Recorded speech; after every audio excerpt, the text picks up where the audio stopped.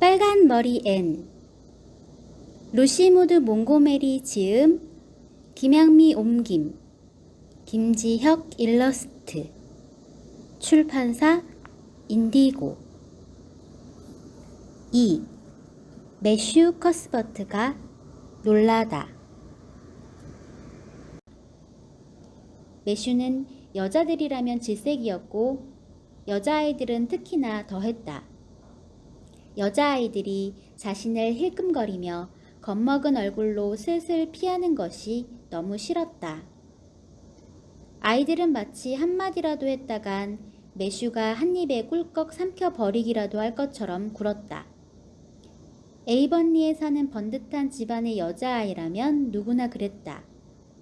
하지만 이 주근깨 투성이 여자아이는 전혀 달랐다.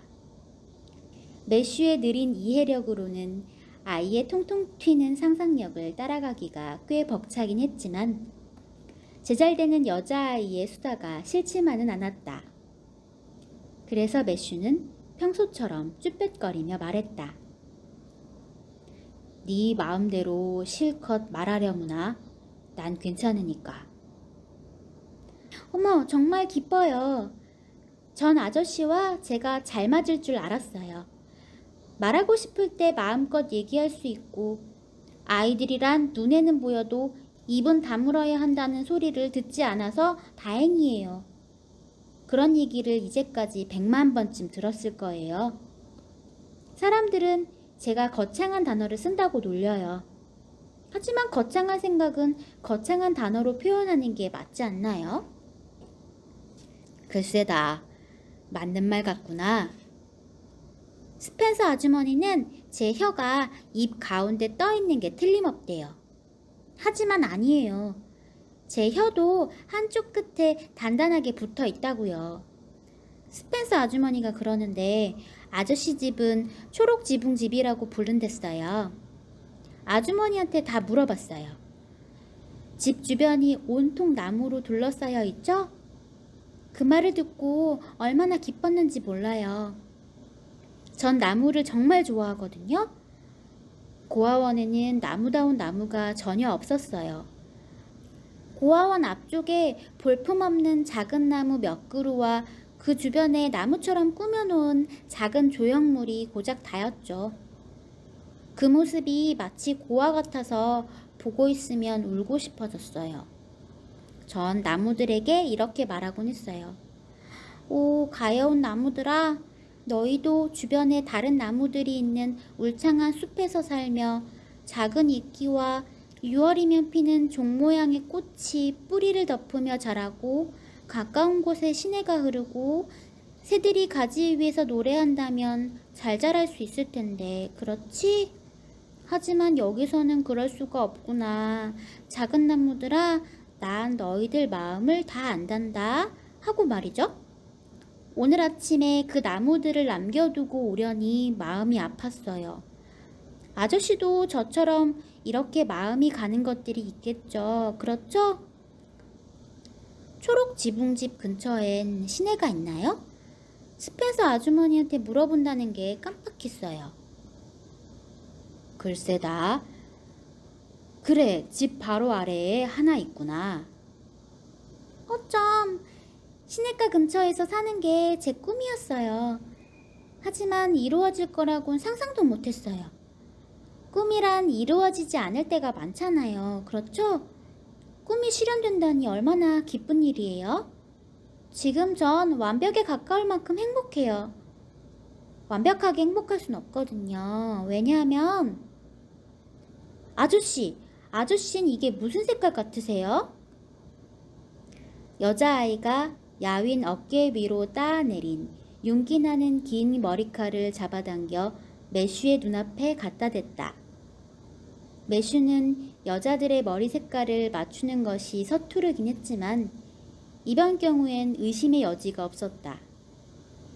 매슈가 자신있게 말했다. 빨간색이구나. 그렇지?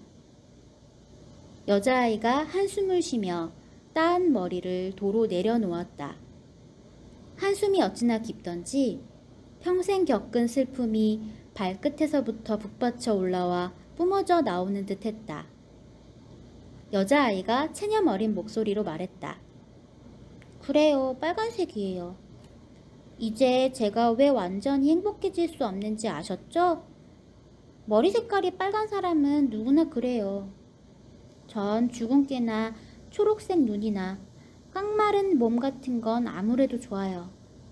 그런 것들은 상상으로 지워버릴 수 있으니까요. 화사한 장미꽃같이 발그레한 피부에 눈은 아름답게 반짝이는 보랏빛이라고 상상할 수 있어요. 하지만 빨간 머리는 도저히 상상이 안 돼요. 아무리 최선을 다해도 말이에요. 전 마음속으로 생각해요. 내 머리카락은 빛나는 까만색이다. 까마귀 날개처럼 까맣다. 하지만 새빨간 색이라는 사실을 이미 알고 있으니 가슴이 찢어져요. 아마 제 평생이 슬픔이 될 거예요. 언젠가 평생 슬픔을 안고 사는 여자아이가 나오는 소설을 읽은 적이 있어요. 하지만 빨강머리 때문은 아니었어요. 그 아이는 설화 석고 같은 이마에서부터 등 뒤까지 출렁이는 금발이었거든요. 그런데 설화 석고 같은 이마가 무슨 뜻이죠? 아무리 생각해도 모르겠어요. 아저씨는 아세요? 글쎄다, 잘 모르겠구나. 매슈가 약간 어지럼증을 느끼며 대답했다. 철없던 어린 시절 소풍 갔다가 모르는 아이의 꼬임에 넘어가 회전 목마를 탔던 때와 같은 기분이었다. 그게 어떤 것이든 그 아이는 거룩한 아름다움을 지녔으니 틀림없이 좋은 뜻일 거예요. 아저씨는 거룩한 아름다움이라는 게 어떤 건지 상상해 본 적 있으세요? 글쎄다. 아직 없단다. 매슈가 솔직하게 털어놓았다. 전 가끔 상상하곤 해요.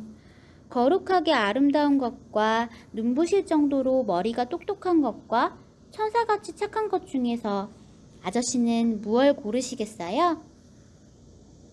글쎄다, 난 잘 모르겠구나. 저도 그래요. 도무지 고를 수가 없어요. 하지만 어차피 제가 될 만한 것도 없어 보이니 고르지 못한데도 상관없겠죠. 확실한 건 제가 천사같이 착한 아이가 되지 못할 거라는 사실이에요. 스펜서 아주머니 말로는 어머 아저씨, 어머 어쩜 좋아. 그것은 스펜서 부인이 한 말이 아니었다. 아이가 마차에서 굴러 떨어졌다거나 매슈가 깜짝 놀랄 만한 행동을 한 것도 아니었다. 두 사람은 그저 길모퉁이를 돌아 가로수길로 접어들었을 뿐이었다. 가로수길이란 뉴브릿지 사람들이 이름 붙인 4,500m 되는 길로서 수년 전 어떤 나이든 괴짜 농부가 길 양쪽에 심어놓은 사과나무들이 크고 넓게 가지를 뻗어 완전한 아치 모양을 이루고 있었다. 머리 위로는 눈처럼 하얗고 향긋한 꽃들이 하늘을 지붕처럼 덮은 채 길게 뻗어 있었다. 커다란 가지 아래엔 자줏빛 황혼이 가득했고 멀리 양쪽으로는 대성당의 복도 끝에 있는 커다란 장미 문양의 창처럼 아름답게 물든 하늘이 살짝 내다보였다. 그 아름다운 풍경이 아이의 말문을 닫게 한 것 같았다. 아이는 마차에 등을 기대고 야윈 손을 모아준 채 머리 위에서 하얗게 빛나는 꽃을 황홀한 듯 올려다 보았다. 그리고 마차가 길을 빠져나와 뉴브릿지로 향하는 언덕길을 내려갈 때까지 한마디도 꼼짝도 하지 않았다. 여전히 기쁨에 가득 찬 얼굴로 저 멀리 노을 지는 서쪽 하늘을 바라보며 불타는 하늘을 배경으로 눈부시게 흘러가는 환상을 보고 있었다. 개들이 짖어대고 산의 아이들이 소리를 지르고 사람들이 호기심에 찬 얼굴로 창밖을 빤히 내다보는 시끌벅적한 뉴브릿지의 작은 마을을 지나는 동안에도 두 사람은 아무 말이 없었다. 5km를 더 갔는데도 아이의 입은 열릴 줄을 몰랐다. 아이는 말을 잘하는 만큼이나 침묵을 지키는 것 또한 거뜬히 해낼 수 있는 게 분명했다.